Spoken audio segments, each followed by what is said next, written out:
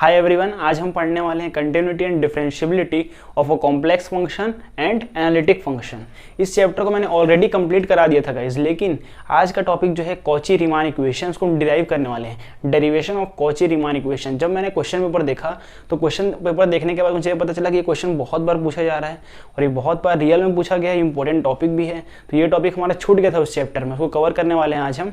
Cauchy Riemann equation को proof करना देखने वाले हैं। बुक में बहुत ही कॉम्प्लिकेटेड वे में दिखाया गया है, लेकिन मैं आपको बहुत ही सिंपल तरीके से बहुत ही इजी वे में सिखाने वाला हूँ, जो कि वेरी वेरी इंपॉर्टेंट है। आप लोग का डिमांड भी आया, मैंने देखा कि बहुत लोग कमेंट भी कर रहे थे इस चैप्टर को लेके, इस टॉपिक को लेके। तो चलिए क्लास को स्टार्ट करते हैं। और गाइस, चैनल में पहली बार आए हैं तो चैनल सब्सक्राइब कर लीजिए, वीडियो को लाइक कीजिए, शेयर कीजिए। और हाँ गाइस, मैंने कम्युनिटी में पोस्ट डाला था आप लोगों के लिए, ताकि आप लोग बता सकें कि कौन सा कैटेगरी में आपको वीडियो चाहिए। For example competitive, government competitive exam mathematics या फिर हायर ऑर्डर मैथमेटिक्स का। चलिए आप लोग कमेंट कीजिए। चलिए क्लास को स्टार्ट करते हैं। सबसे पहले आप देखना है क्वेश्चन किस किस फॉर्म में आएगा। सबसे पहले सॉल्यूशन देखने से पहले आपको ये पता होना चाहिए कि क्वेश्चन किस फॉर्म में आ सकता है। क्वेश्चन बहुत सारे तरीके से आता है इसमें। फॉर एग्जांपल यहाँ पे मैंने एक क्वेश्चन लिखा है, यहाँ पे state and prove the necessary condition for a function to be analytic. ये भी एक तरीका है क्वेश्चन पूछने का, जहाँ पे आपको पता चल जाना चाहिए कि कॉची रीमान इक्वेशन का क्वेश्चन है। और एक क्वेश्चन आता है जिसमें डायरेक्ट दिया जाता है state and proof Cauchy Riemann equation. तो इस तरीके से पूछा जाता है क्वेश्चन। तो चलिए ये प्रूफ देखते हैं। आप पहले से जानते हो कि कॉम्प्लेक्स फंक्शन में क्या होता है, f z is equal to u x y plus i v x y be analytic मान लेना है हमें एट पॉइंट जेड। ये तो फॉर्मूला आपको मानना है, इसको आप लिखिए एज इट इज।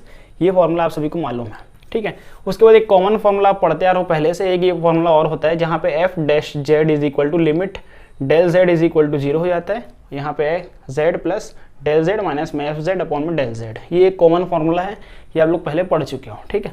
या फिर यहाँ आपको रिवाइज कर लेना है, यहाँ पे आपको यहाँ तक नोट डाउन करना है पहले। इसके बाद थोड़ा समझ लेते हैं कि जेड का वैल्यू क्या है यहाँ पे, एक्स प्लस आई वाई। सबको पता है कि कॉम्प्लेक्स नंबर है जेड हमारा, तो जेड का वैल्यू क्या हो जाएगा यहाँ पे, एक्स प्लस आई वाई हो जाएगा। उसके बाद डेल जेड का वैल्यू क्या हो जाएगा, डेल एक्स प्लस आई डेल वाई, ठीक है। फिर एंड एज यहाँ पे हम क्या लेने वाले हैं, del z is equal to 0 दिख रहा है आपको। सिंपल सी बात है, डेल जेड अगर 0 है तो यहाँ पे आपको पता है कि डेल जेड के अंदर क्या क्या बिलोंग करता है, एक्स और वाई। जब एक्स और वाई 0 होगा तभी तो डेल जेड 0 होगा। सिंपल सी बात है, लॉजिक है यहाँ पे। डेल जेड कब 0 होगा, जब एक्स डेल एक्स और डेल वाई 0 होने वाला है, तभी जाके क्या होगा, डेल जेड 0 होगा। तो यहाँ पे सिंपल हमने क्या किया, डेल एक्स और डेल वाई को 0 मान लिए। और एक चीज़ और ध्यान रखना है आपको, जब यहाँ x लिखोगे आप तो यहाँ पे x का value x plus del x हो जाएगा। फॉर एग्जांपल यहाँ पे हम x के प्लेस में पुट करने वाले हैं कि x plus del x, simple y is equal to y plus del y. यहाँ तक आई होप आपको क्लियर हो गया होगा। इसके बाद अब हम देखते हैं फॉर्मूला। अब ये फॉर्मूला कहाँ से आया, सिंपल सा फॉर्मूला है ये। इस फॉर्मूले को आपको ध्यान रखने का तरीका ये है कि यहाँ पे मैंने ऑलरेडी आपको बता दिया है। बस ये आप 2 पॉइंट का ध्यान रख लीजिए ना। एक पॉइंट तो आप सभी पहले से जानते हो, ये पॉइंट आप सभी पहले से जानते हो। कैसे जानते हो इसे पहले से, इसे हमने जस्ट अभी अपने कंटिन्यूटी और डिफरेंशिएबिलिटी का लेक्चर आप लाइन से देख रहे हैं जो स्टूडेंट्स, उनके लिए बेहतर। लेकिन जो मैं करंट बना रहा हूँ, अभी लेक्चर कवर कर रहा हूँ, उनको थोड़ा सा ध्यान रखना पड़ेगा। ये फॉर्मूला जो है ये आप सभी पहले से जानते हैं, इसे आप ध्यान रखिए। और ये भी फॉर्मूला आप जानते हैं, लेकिन इसे आप ध्यान रखना, याद कर लेना, ठीक है। सिंपल सा फॉर्मूला है जेड प्लस डेल जेड। यहाँ तक क्लियर हो गया होगा आपको। अब इसके बाद देखिएगा इस यहाँ पे सिंपल सा फॉर्मूला क्या है कि आपको पता है कि एफ जेड है, ठीक है। तो ये फॉर्मूला होता है। एफ डैश जेड का मतलब क्या होता है, डैश का मतलब ये होता है कि वहाँ पर डेराइव हो चुका है, डेरिवेटिव हो चुका है, उसका पार्शियल डेरिवेटिव हो गया है या डिफरेंशिएशन हो गया बोल सकते हो आप, ये हो चुका है यहाँ पे सिंपल। तो यहाँ पे क्या होगा, एफ डैश जेड लिखा हमने इस तरीके से, तो ये इसका फॉर्मूला होता है। तो सिंपल क्या करना है आपको, एफ डैश जेड निकालना है। एफ जेड आपको मालूम है और एफ डैश जेड हमें निकालना है। तो मैंने क्या बताया कि डेल जेड अगर 0 है तो डेल एक्स और डेल वाई भी 0 होगा, ठीक है। डेल एक्स और डेल वाई भी 0 होगा। तो सिंपल इसके प्लेस में मैंने डेल एक्स और डेल वाई को 0 पुट कर दिया, मतलब इस फॉर्म में लिख दिया। अब आते हैं इसमें f z plus del z में। जेड का वैल्यू क्या होता है गाइस, एक्स प्लस वाई। क्या होता है, एक्स प्लस आई वाई, ठीक है। और डेल जेड का वैल्यू क्या होता है, डेल जेड का वैल्यू होता है डेल एक्स प्लस आई डेल वाई। ये होता है सिंपल वैल्यू। कैसे पता चला हमें, मैंने आपको यहाँ दिखाया भी है, आपको मालूम भी है, ये फॉर्मूला होता है, ठीक है। अगर आप इन दोनों को ऐड करोगे, इन दोनों को ऐड करेंगे हम कॉमन लेके, तो x प्लस डेल एक्स होगा क्या, अगर ये मान लो z, अगर ये ऐसे होगा x प्लस आई वाई और कॉमा डेल एक्स प्लस में आई डेल वाई, ठीक है। ऐड करेंगे तो क्या होगा, x प्लस डेल एक्स और आई डेल वाई और डेल वाई, इस तरीके से कुछ होगा। ये एग्जांपल दे रहा हूँ मैं आपको, ठीक है। तो यहाँ पे सेम कुछ नहीं हुआ, u is equal to z के प्लेस में x मतलब कि आपको एक्स जेड और डेल जेड में है, मतलब यहाँ पे एक्स नॉर्मल नहीं आएगा, मतलब कैसा वाला आएगा, एक्स प्लस डेल एक्स आ जाएगा, वाई प्लस डेल वाई, क्योंकि जेड का एक्स भी आ गया यहाँ पे और डेल जेड का डेल वाई भी आ गया। तो यहाँ पे क्या लिखा है, जेड, जेड का पहला टर्म एक्स होता है, फिर डेल जेड का पहला टर्म डेल वाई होता है, दोनों को ऐड कर दिए, फिर कॉमा आएगा बीच में, वाई प्लस डेल वाई आ गया। इस तरीके से फिर माइनस प्लस में i v x plus same लिखना है आपको यहाँ पे, x plus del x, y plus del y, फिर माइनस में क्या है यहाँ पे गाइस, एफ जेड है, एफ जेड का वैल्यू क्या है यहाँ पे, ये u plus x y plus में आई वी एक्स वाई, तो ये पुट कर दिया मैंने। उसके बाद जेड, डेल जेड का वैल्यू मैंने आपको ऑलरेडी लिखा दिया, डेल एक्स प्लस आई डेल वाई। सिंपल, यहाँ तक इक्वेशन नंबर 1, ये सबसे मेन पॉइंट था जो मैंने आपको समझाया इक्वेशन नंबर 1। यहाँ तक आप डेफिनेटली अच्छे से नोट डाउन कर लीजिए, यहाँ तक आपको क्लियर हो चुका है अच्छे से। इक्वेशन 1 तक जब आप समझ जाते हो उसके बाद पूरा स्टेप क्लियर होने वाला है, मैं आपको डेफिनेटली पूरा अच्छे से समझाने वाला हूँ। अब यहाँ पे देखिए अच्छे से, आप कुछ नहीं करना है, सिंपल सा पॉइंट है कि यहाँ पे हमेशा जब भी हम कॉम्प्लेक्स नंबर पढ़ते हैं तो एक चीज़ कॉमन रहता है गाइस। क्या कॉमन रहता है कि हम रियल पार्ट को अलग कर लेते हैं और इमेजिनरी पार्ट जिसमें आई लगा होता है उस टर्म को अलग कर लेते हैं। तो सेम तरीका वही करने वाला है यहाँ पे। तरीका क्या होने वाला है गाइस, यहाँ पे हम क्या करने वाले हैं कि इमेजिनरी पार्ट जो है हमारा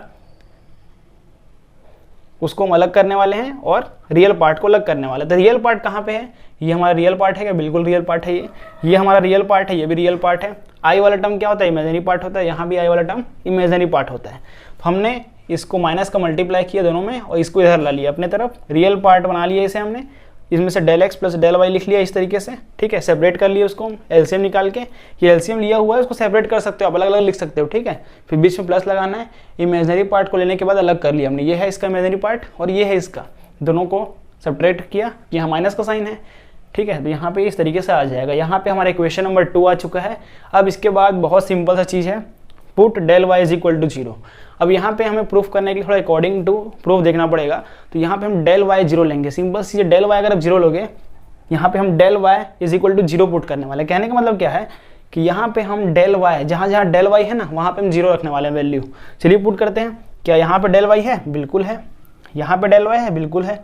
नीचे भी डेल वाई है, यहाँ भी डेल वाई है। 0 पुट कर दो सब जगह, ऑटोमेटिक गायब हो जाएगा। 0 पुट किए तो यहाँ 0 हो गया, फिर यहाँ 0 हो गया। देखो डेल एक्स बस बचा है यहाँ पे, यहाँ भी 0 हो गया, यहाँ भी डेल एक्स बस बचा है। एक्स प्लस डेल एक्स, मैंने बस डेल वाई में 0 पुट करने बोला है ना, तो यहाँ पे वाई बस बचा, सेम आ गया, ये आ गया। अब ध्यान से देखो यहाँ पे नीचे आपको तो क्या दिख रहा है, डेल एक्स का मतलब क्या होता है पहले ये समझ लो आप, ठीक है।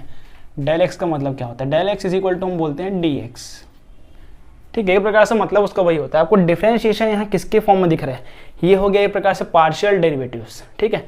यहाँ x के रिस्पेक्ट में दिख रहा है आपको डिफरेंशिएशन, डेल एक्स मतलब dx, मतलब यहाँ पे y वाला टर्म है क्या, बिल्कुल नहीं है, मतलब x के टर्म में दिख रहा है आपको डिफरेंशिएशन।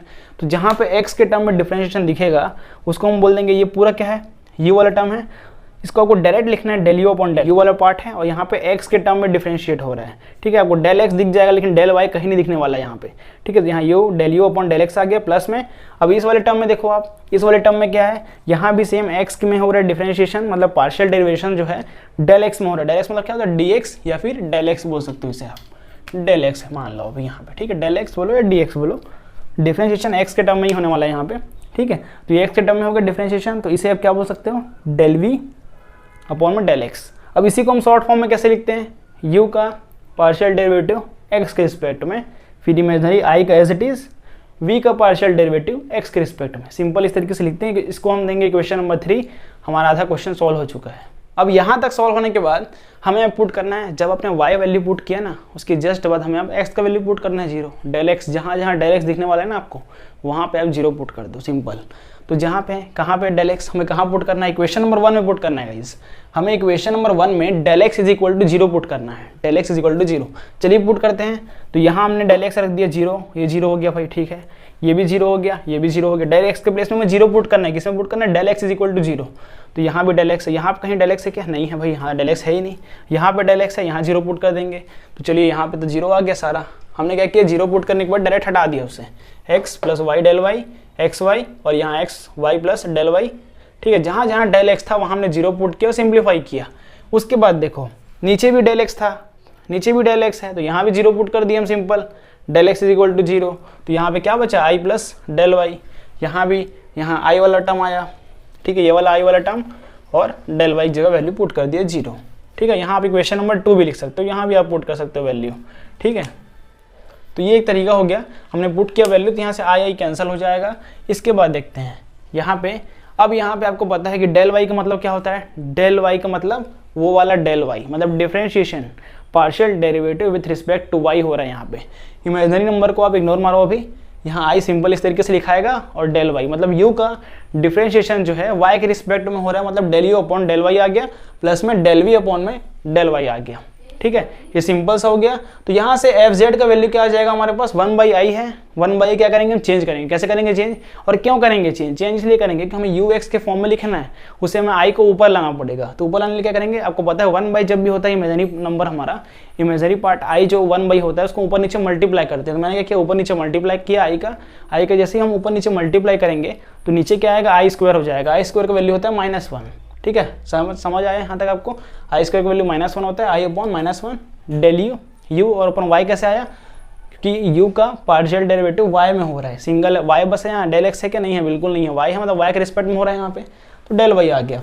अब यहाँ तक समझ आ गया आपको, -1 कैसे आया, फिर -1 ऊपर चले जाएगा, तो इस तरीके से आई del u upon del y, फिर del v upon del y, यहाँ तक क्लियर। इसके बाद देखते हैं -i यू वाई का मतलब क्या होता है, partial derivative with respect to y, partial derivative with respect to y और वी वाई। ठीक है, partial derivative of v with respect to y। तो ये हमारा हो गया इक्वेशन नंबर 4। आई होप आपको यहाँ तक क्लियर हो गया होगा। इक्वेशन 3 ये आया था, हमारा इक्वेशन 4 ये आया। अब इसके बाद क्या करना है, सिंपल सा, हमें फ्रॉम इक्वेशन, देखो यहाँ पे f डैश जेड है क्या, बिल्कुल, और यहाँ भी f डैश जेड है, दोनों के कंबाइन करने वाले हैं, इक्वल टू हो गए दोनों। तो फ्रॉम इक्वेशन 3 और 4 करने वाले हैं, दोनों इक्वल टू में आ जाएगा। फिर आपको यहाँ क्या करना है, इक्वेटिंग रियल पार्ट और इमेजिनरी पार्ट। हमेशा सही रूल रहा है, जब भी हम कॉम्प्लेक्स नंबर पढ़ते हैं ना, तो आपको ध्यान रखना है कि यहाँ पे रियल पार्ट और इमेजिनरी पार्ट को साथ में रखना है। इक्वेट करते हैं, रियल पार्ट और इमेजिनरी पार्ट को अलग अलग कर लेते हैं। आई वाले टर्म को आप एक साथ लिख लो, इक्वेट करने के बाद यहाँ भी आई है क्या, बिल्कुल आई है, यहाँ भी आई है क्या, बिल्कुल आई है, मतलब ये दोनों टर्म इक्वल होने वाले हैं। ठीक है, तो यहाँ पे इक्वल हो गया माइनस के साइन में, और यहाँ पे del u x upon del v Y.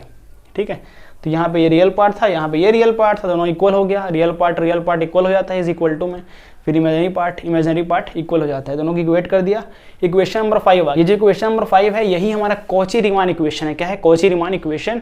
अब मैं इसको ट्रिक बता रहा हूँ आपको याद करने का। कॉची रीमान इक्वेशन का यूज होने वाला है, इसको सेटिस्फाई करके दिखाना पड़ता है और प्रूफ करना पड़ता है क्वेश्चन में, हाँ कि ये कॉची रीमान इक्वेशन सेटिस्फाई हो गया है।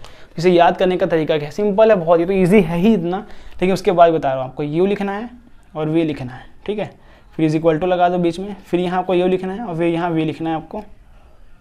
ठीक, उसके बाद इज इक्वल टू लगा लो, यहाँ x, यहाँ y और यहाँ x, बस यहाँ सामने माइनस आएगा। सेम वही फॉर्मूला है क्या, बिल्कुल है। तो ये एक तरीका हो गया। ये Cauchy Riemann equation very important था। मैंने जब क्वेश्चन पेपर देखा तो मैंने देखा ये क्वेश्चन बहुत बार पूछा जा रहा है। क्वेश्चन पेपर देखा तो मुझे लगा कि ये क्वेश्चन बहुत बार पूछा गया है, इतने बार पूछा गया है, टॉपिक छूट गया हमारा। तो इस टॉपिक को मैंने कवर किया गाइस, आप लोगों का डिमांड भी था। और गाइस अगर आपको बिल्कुल समझ आया तो इसे आप अच्छे से नोट डाउन करना। समझ तो आपको आ ही गया होगा, कन्फर्म है।